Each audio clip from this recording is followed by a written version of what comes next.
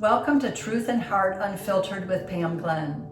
I'm a certified nurse midwife, and I'm here to share with you important information about relationship abuse, one post at a time. Before I get started, I encourage you to subscribe to my YouTube channel, turn on the notifications because many more posts are coming, and that way you get an alert when the next post is out there.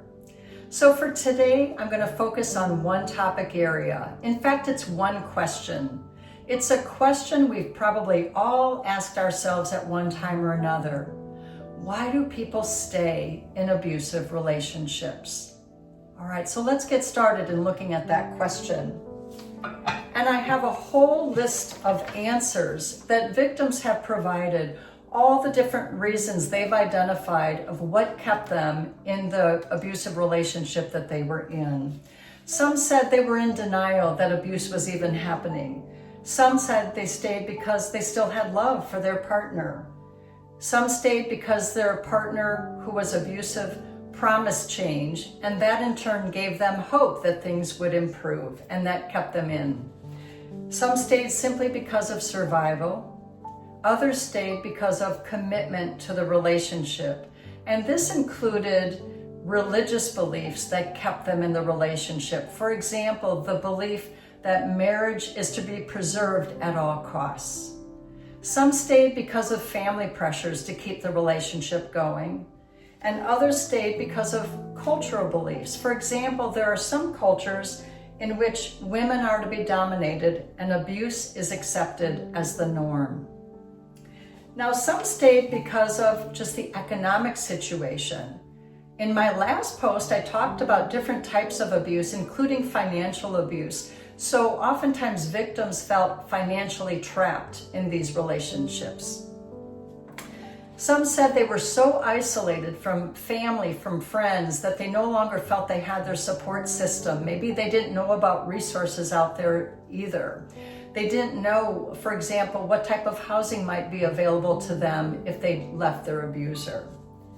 Now, in my last post, again, I talked about all different types of abuse. And oftentimes, a few different types are co-occurring with another, and they have a huge impact on someone's health, both physically and emotionally. So some victims identified that simply fatigue from enduring all these different types of abuse just kept them from reaching out for help. They were simply too tired.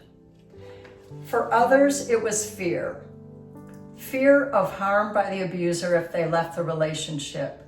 Fear that the abuser might take over custody of the children, or simply fear of making this major life change in leaving the relationship. So these are just a few of the multitude of different reasons answering the question, why do people stay in these relationships? Now, I also learned about another reason that often keeps people in these unhealthy relationships. I was working at the battered women's shelter one day long ago, and there was a young woman there who wanted to share her story with me. So I sat down with her and listened. She explained that she and her boyfriend moved to a whole new state, away from family and friends. So she was very isolated, didn't know anybody in this new state. And that's when the emotional abuse started. And then it led to physical abuse by her boyfriend towards her.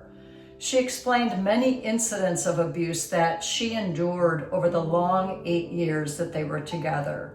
She was now in the shelter recovering and healing from this situation. And at the end of her sharing her story with me, I asked her, I said, is there one thing that you've learned from your experience that you can share with me and I can share with others so that we can all learn from this experience? Now, she was very soft-spoken, but she didn't hesitate for a second. She said one word to me, shame. I said, shame? And she explained, shame kept me from telling my family and friends that this was happening. Shame led me to keep this a secret from everyone in my life. And I felt so ashamed that I ended up in the situation that I just simply did not tell anyone.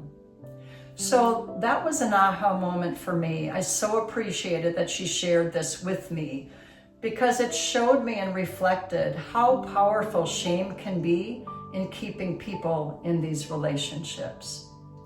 Now, let's look at this question from another angle. And again, the question, why do people stay in these abusive relationships? So, as many of you know, I've done trainings for healthcare teams on how they can effectively screen their patients for the health issue of relationship abuse. And I was doing a training long ago, and during this training I had a documentary, a video for them to watch. And one of the aspects of the video was a young woman sharing how her boyfriend was abusive towards her. She was sharing her story. In fact, there was a video that was caught on tape of her boyfriend physically abusing her in the parking lot of their apartment. Now, she was out of this relationship, healing and recovering, and she shared her story with a reporter for this documentary. After sharing the story with the reporter asked her, why did you stay? Why did you stay with this boyfriend under these circumstances? And this young woman responded in a way that I'll never forget. It really stuck with me. This young woman said to the reporter, I love that question. So many people have asked me, why did I stay? And then she asked, why are we not asking, why did he abuse me? Why do people abuse? So I share that story so that we balance our language around this issue, that we understand our language is so very powerful in how we even talk about this issue. So, for example, yes, we may be asking, why do people stay in abusive relationships? But we should also be asking, why do people abuse? And that is a topic area that I shared in my previous video. So go ahead and check that out. That would be awesome. Now, I do want to also point out that not only do victims need assistance as they heal and recover and grow stronger after having experienced an abusive relationship, but I do want to add, abusers also need help. They also need assistance. So I hope this video today has provided you with an overview and more food for thought in thinking through the question that we've often asked ourselves, why do people stay in these abusive relationships? My next video is going to focus on what is the process of leaving if a victim chooses to leave their partner who is abusive. So more to come on that. Now, as always, if you're in a situation where you need assistance, please check out my video description. It's posted with every video, and it includes the hotline numbers for you to have at your fingertips. Please call the hotline numbers if you need assistance. There's an advocate available for you 24/7 to help you with your individual situation. And if you're in any danger, please call 911 immediately. Now again, I would encourage you to subscribe and turn on your notifications so that with my next post, you get a quick alert that the next post is out there. And I would encourage you to feel free to comment to the video that you just watched. I would love to hear your feedback and your thoughts about what you've learned. Last but not least, please share this YouTube link with those you know, family members, friends, people you work with, whatever that might be the case, because you never know that the information from these videos could have a huge, positive, and significant impact on someone else's life. Thanks so much for your time. Take care, and I'll see you at the next post. Bye-bye.